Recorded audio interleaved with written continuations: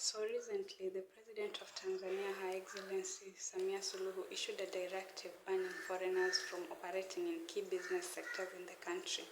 This directive majorly targets the small and medium enterprises in Tanzania in areas such as retail, tour guiding services, and mobile money services.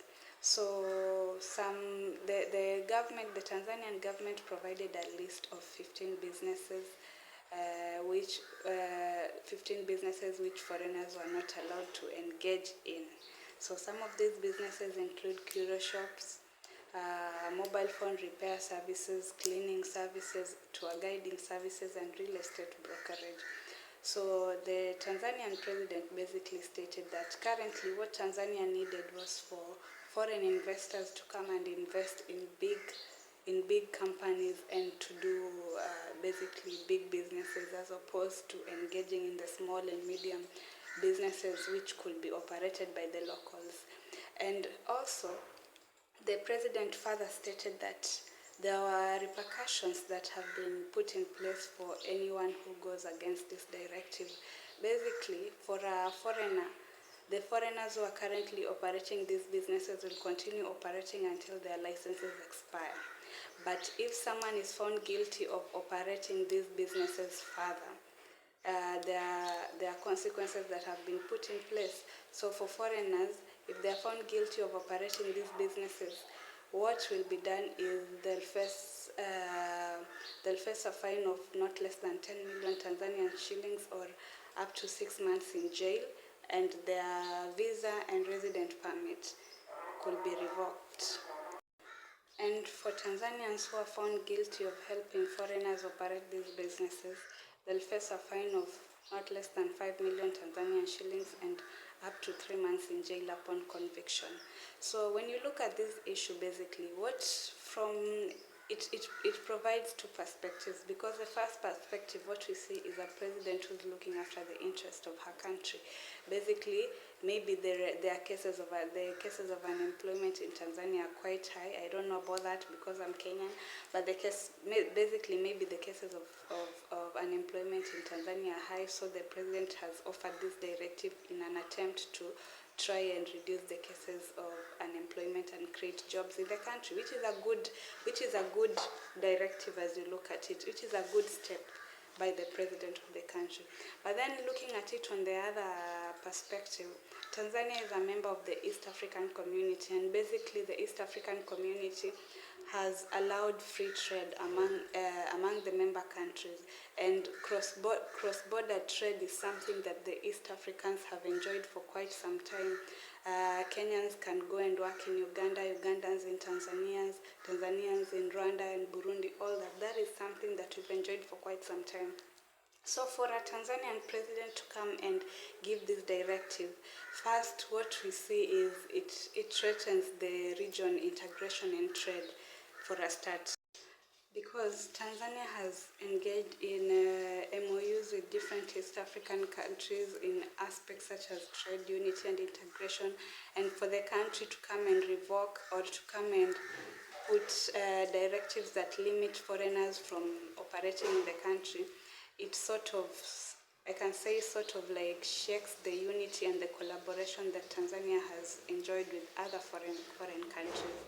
And if you look at it from a larger perspective, this issue goes back to the topic of borders, because at this point, the Tanzanian president not allowing other foreigners to operate in specific SMEs in the country basically limits cross-border trade in East Africa. So currently, what I can say is that most East African countries have very limited market. For instance, let's take a case study of Kenya. Kenya has about 50 plus million people. So for someone operating a business in Kenya, it means that their customers, they target about 50 million people, and that is on the high side, because not all those 50 million people are potential customers. And it's beneficial for that business or that person to expand beyond borders, because that means they have more market. It opens the market and it opens the businesses for them. And if you look at it on the other side also, the country into which these businesses go and operate also earn, in terms of there is the foreign exchange, there is creation of employment. So it's not like Tanzania is not benefiting from these SMEs that are currently operating there. The country is still benefiting, but then you'll wonder why the president made such a rash decision to limit foreigners from operating in SMEs in the country. And also, let's just be.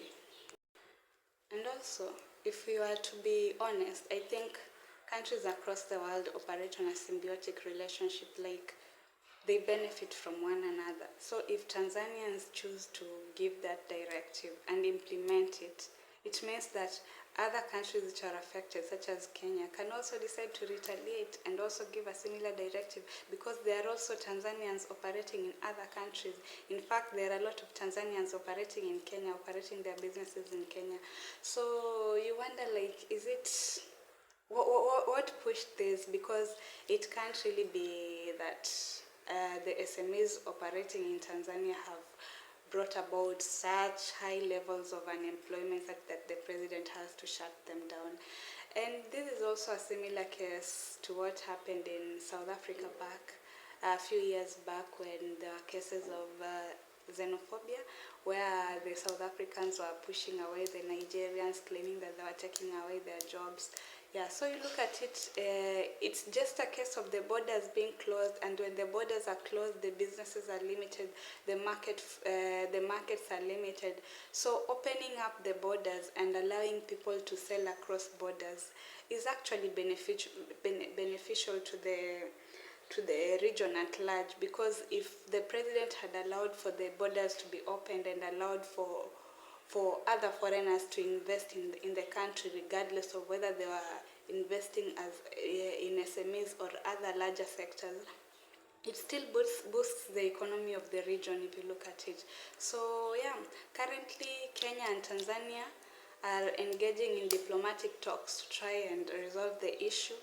But we don't know whether the diplomatic talks will be fruitful or not, because that's just a start, because Kenya and Tanzania have had a memorandum of understandings previously regarding trade between the two countries. So the presidents are currently engaging in talks. We don't know the result of that, so we'll just have to wait and see. But if worse comes to us, the best decision that will be taken by other countries, that is Kenya for a start, will be to retaliate and also impose the directives to Tanzanians who are in Kenya.